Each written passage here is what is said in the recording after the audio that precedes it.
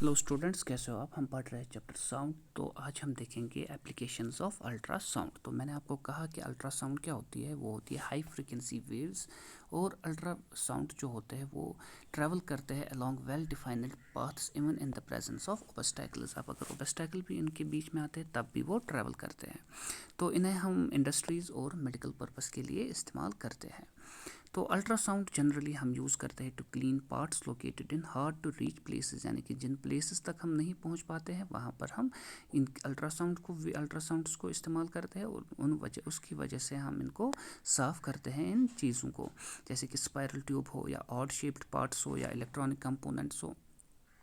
तो ऑब्जेक्ट्स जो हम क्लीन करते हैं वो प्लेस करते हैं हम इन अ क्लीनिंग सोल्यूशन, और फिर ultrasonic waves are sent into the solution. अब इनकी हाई फ्रीक्वेंसी की वजह से the particles of dust, grease और डर्ट जो होते हैं वो डिटैच हो जाते हैं और वो नीचे गिर जाते हैं।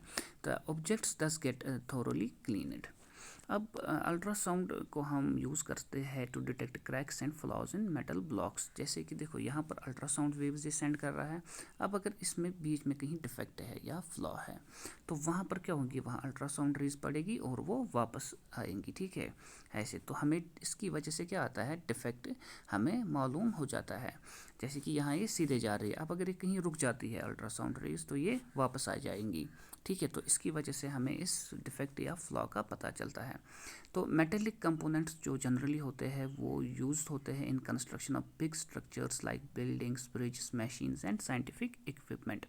तो ये क्रैक्स या होल्स जो होते हैं inside the metal blocks which are invisible from outside, ये हमें बाहर से नहीं दिखेगा। ये मेटल ब्लॉक है, हमें अंदर का डिफेक्ट नहीं दिखेगा।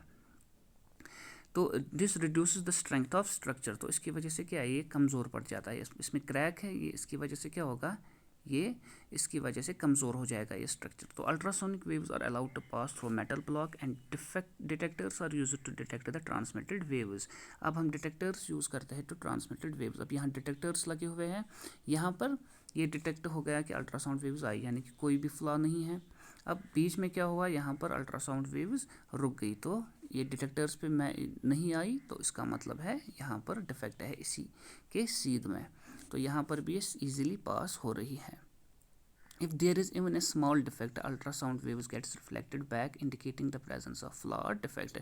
तो ये मैंने आपको कहा, अगर छोटा सा भी डिफेक्ट होगा तो उस वजह से क्या होगा, उस वजह से ये अल्ट्रासाउंड वेव्स जो है ये वापस रिफ्लेक्ट हो जाएंगी। ठीक है, ये यहाँ से आई, ये वापस रिफ्लेक्ट हुई।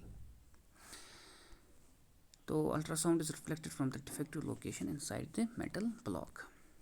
अब ordinary sound of longer wavelengths can not be used for such purpose.